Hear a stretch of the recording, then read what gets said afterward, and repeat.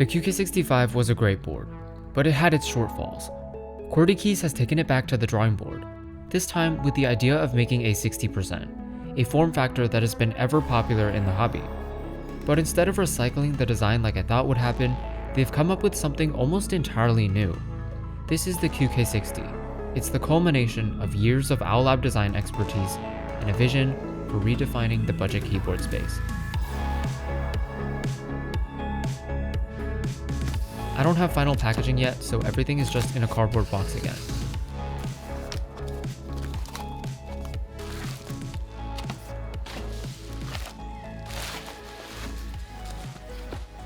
On top is a coiled cable and a screwdriver.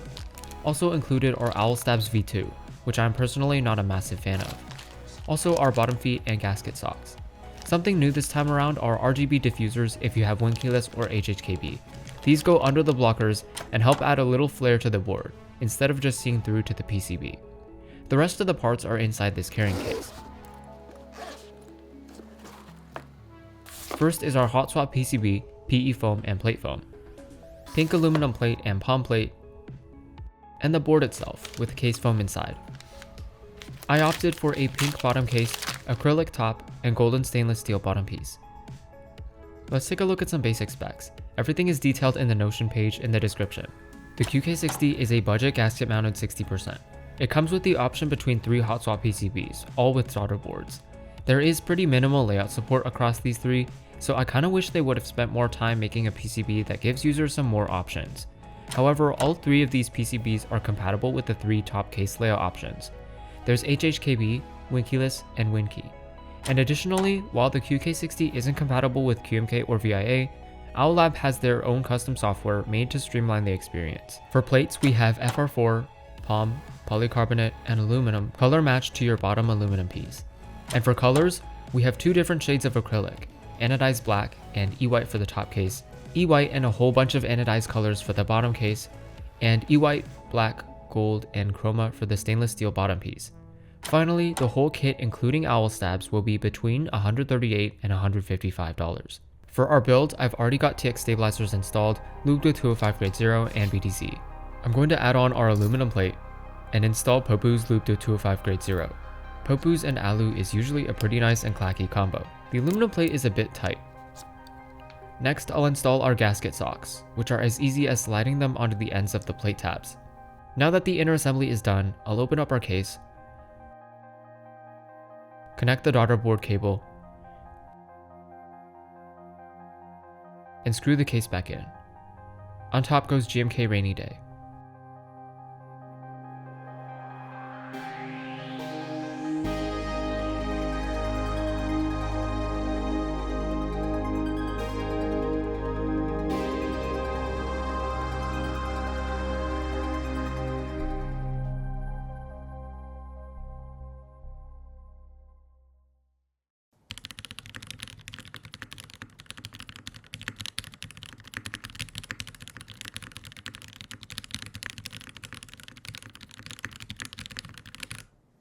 Turns out I don't really like the feel of Popus. At least my batch feels kinda sluggish, and it certainly sounds dull and almost sticky. I'm gonna replace these with Tofus switches.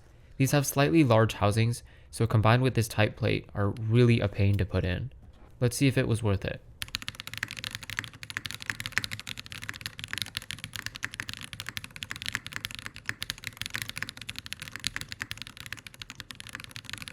Definitely less dull, but kinda sharp. Let's swap out the alu plate for a palm plate and see if it helps.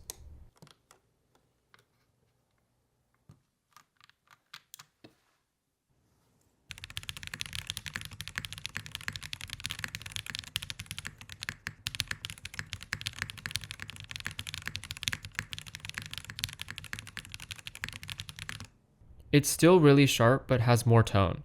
So this config is really similar to the Haven 65, but it's more plasticky and dead sounding.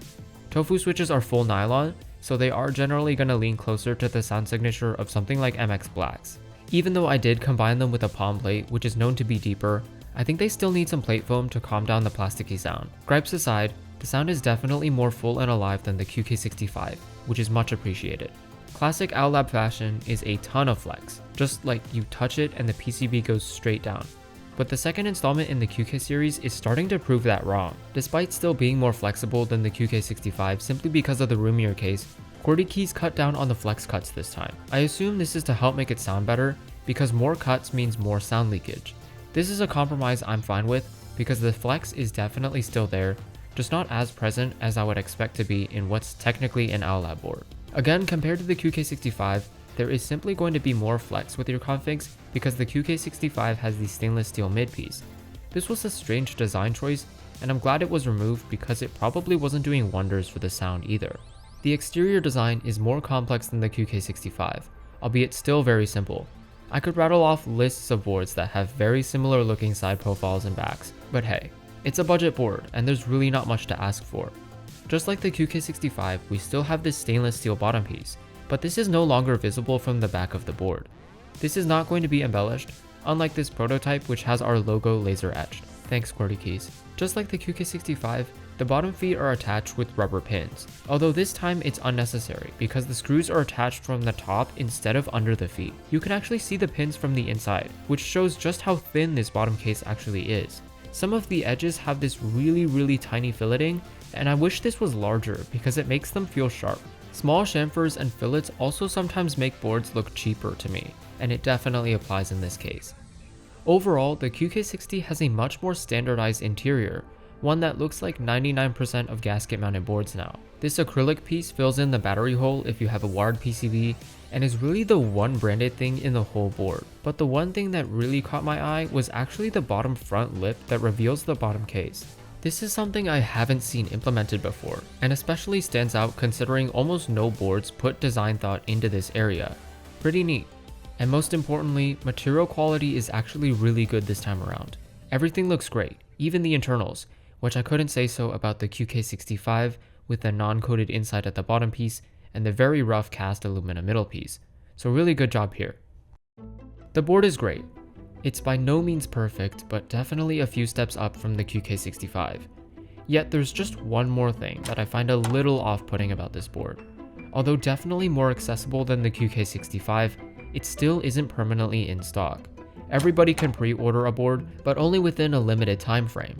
The whole point of the QK series was to create accessible boards for everyone, and yet this one issue is kinda undermining that. But hold on a second. It's not easy to do in stock unless you have, money to back it up. And of course, assuming that your board will be in demand. Keeping too many in stocks is not too good as well, because as a designer, sometimes I might like to update my design a little bit, right? So I gotta kind of time my design update with the in stocks that I want to keep. Aiden brings up a really interesting point that I didn't consider when first writing the script: keeping the board updated. And separate drops are the most realistic way of doing that. The QK65 Round 2, for example, brought some new stuff to the table, like more bottom colors and new layout support. And the Round 2 of QK60, whenever that happens, might also do similar things. In the end, keeping the board in stock and doing limited drops benefits consumers in different ways.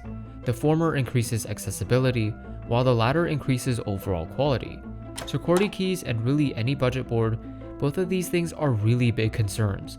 So after our discussion with Aiden, I'm actually glad that QWERTY keys is taking the big picture into consideration and compromising on both of these in a way I didn't see before. So there's no denying that the QK65 has been influential on the hobby. I think a very good example to use would be your quartz watch versus your mechanical watch, right? So I think what we're experiencing is pretty similar. So if you look at the budget boards, your QK60, like a quartz watch. When budget-friendly quartz watches were created, it shook the watch industry. Luxury brands, they were just doing mechanical movements and stuff, kind of forced luxury brands to produce quartz watches as well. Similar to the custom mechanical keyboard space, we are just recently seeing an onslaught of high-quality, budget-friendly keyboards. Existing brands out there who are actually producing premium keyboards would be looking to more economical options, more budget-friendly models to offer to customers as well. But despite the influence of quartz watches, expensive mechanical watches are still doing well. There's still a demand for mechanical watches. I mean, the quartz option is cheaper. Why are people still buying mechanical watches? I think it's the same for keyboards as well, right? Even though there are many budget options out there, there will still be a demand for more premium materials, more premium end keyboards. The niche for ultra premium, ultra expensive boards will always be here, and it's really interesting seeing what designers can do when they're not limited by a price point. I think the reason the budget custom space has remained almost dormant is because of just that, but the newest addition to the QK budget keyboard line adds another great option to the handful of budget customs out there, and helps make it just a bit easier to enter the custom mechanical keyboard world.